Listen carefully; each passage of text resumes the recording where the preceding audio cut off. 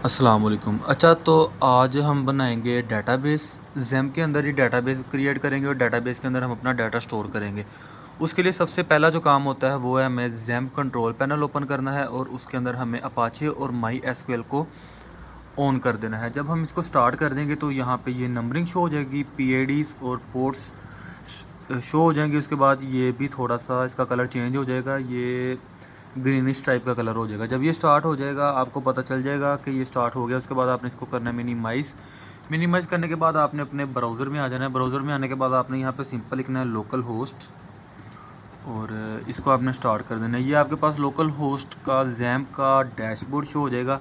आपने यहाँ पे आना है, यहाँ पे लिखा होगा PHP माई एडमिन। आप जब इसको क्लिक करेंगे तो ये लोडिंग होगी। उसके बाद आपका PHP माई एडमिन ओपन हो जाएगा। यहाँ पे सबसे पहले आप यहाँ पे चेक करें, ये हमारे पास डेटाबेसेस है। यहाँ पे हम एक न्यू डेटाबेस बनाएंगे, तो हम यहाँ पे डेटाबेस बनाते हैं न्यू।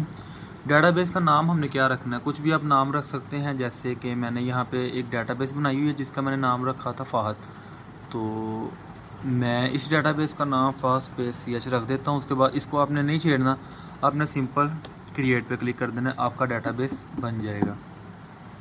अच्छा, उसके बाद आपने बनाना है इस डेटाबेस के अंदर आपने बनाना है एक टेबल। ठीक है, टेबल के अंदर आपने टेबल का नाम क्या रखना है, हम इसका नाम रखते हैं स्टूडेंट, क्योंकि हम स्टूडेंट्स का डाटा लेंगे इसके अंदर। उसके बाद आपने नंबर ऑफ़ कॉलम्स का मतलब ये है कि आपने इसके अंदर क्या क्या ऐड करवाना है।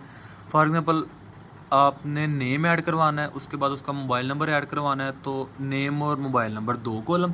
उसके बाद आपने उसका ईमेल ऐड करवाना है, तो ईमेल का तीसरा नंबर। इसी तरह जितनी भी चीज़ें ऐड करवानी जाने हैं वो आपका नंबर ऑफ़ कॉलम्स इंक्रीज़ होता जाएगा। तो मैं यहाँ पे फ़िलहाल नेम और डिग्री का ही ऐड करवाता हूँ, सिर्फ 2 कॉलम्स ही, ताकि इजी रहे, थोड़ा सा ज़्यादा लेंथी ना हो जाए। उसके बाद मैं इसको कर देता हूँ क्रिएट और ये हमारे पास एक टेबल क्रिएट हो जाएगा स्टूडेंट के नाम से। अब देखें, सबसे पहले हमने जो एक कॉलम बनाया है इसके अंदर हम क्या रखेंगे, नेम, और इसके अंदर हम रखेंगे आईडी। चलिए आईडी रख लेते हैं, रोल नंबर जिसको हम कहते हैं। उसके बाद जो नेम होता है इसकी डाटा टाइप क्या रखनी है हमने, वारचार। नेम की लेंथ कुछ भी रख सकते हैं, स्टूडेंट का नाम है, मैक्सिमम 10 to 20 अल्फ़ाबेट्स पे होता है, हम इसको फिर भी 15 कर देते हैं ताकि इशू ना आए। उसके बाद आईडी होती है, ये भी हम इसको 100 कर देते हैं। चलें, इधर से हम इंट सेलेक्ट करेंगे, क्योंकि जो स्टूडेंट आईडी होती है वो एक इंटीजर नंबर होता है। उसके बाद आपने इसके अलावा किसी चीज़ को नहीं छेड़ना, बाकी हम नेक्स्ट लेक्चर में पढ़ेंगे। उसके बाद यहाँ पे हमने कर देना इसको सेव करने के बाद आपके पास ये एक टेबल बन चुका है। अब इसके अंदर हमने करनी है वैल्यू स्टोर। यहाँ पे चेक करें, नेम वारचर, उसके बाद जो आईडी है वो इंट, और इसके अंदर हम अब करते हैं वैल्यू स्टोर।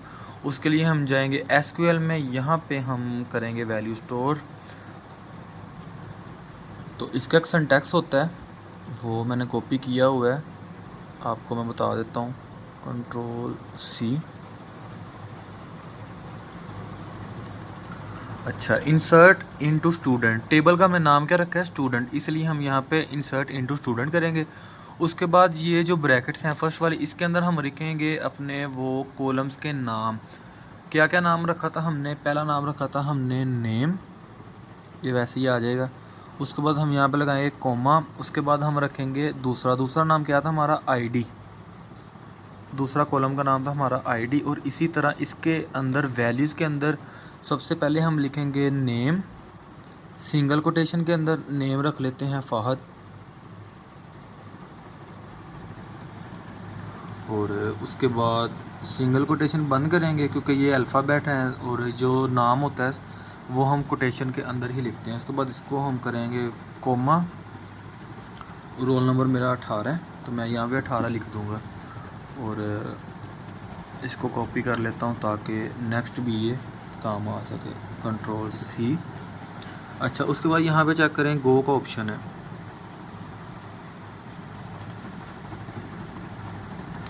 गो पे क्लिक करेंगे तो ये हमारे पास इंसर्ट होगी एक रो। इसी तरह हम एक और ऐड करते हैं रो। मैं यहाँ पे 3 स्टूडेंट का डाटा ऐड करता हूँ, Ctrl+V, या 2 का कर लेते हैं ताकि आपके लिए आसानी हो।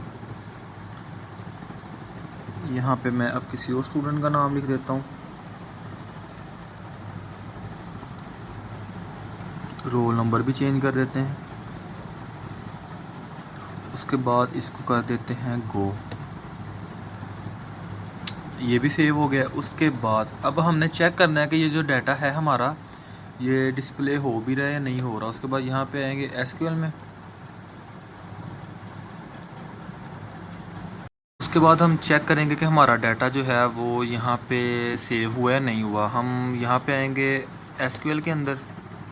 एसक्यूएल के अंदर आने के बाद हम वही कमांड लिखेंगे, select static from student. Student के अंदर हमारा डाटा है तो हम स्टूडेंट को ही सिलेक्ट करेंगे। उसके बाद इसके आगे लगा देंगे सेमीकोलन और इसको कर देंगे गो। चेक कर ले, मैंने 2 स्टूडेंट का डाटा यहाँ पे ऐड करवाया था, फ़हद, उसके बाद उसका रोल नंबर, और महम, और उसके बाद उसका रोल नंबर। इसके बाद एक और रैंडम डाटा एक और ऐड करवाते हैं। तो माई एसक्यूएल के अंदर जाते हैं, एक और डाटा ऐड करवाते हैं यहाँ पे, एक और स्टूडेंट का, कंट्रोल वी। तो यहाँ पे मैं फॉर एग्जांपल कुछ भी लिख देता हूँ, ए स्टूडेंट 3 लिख देता हूँ।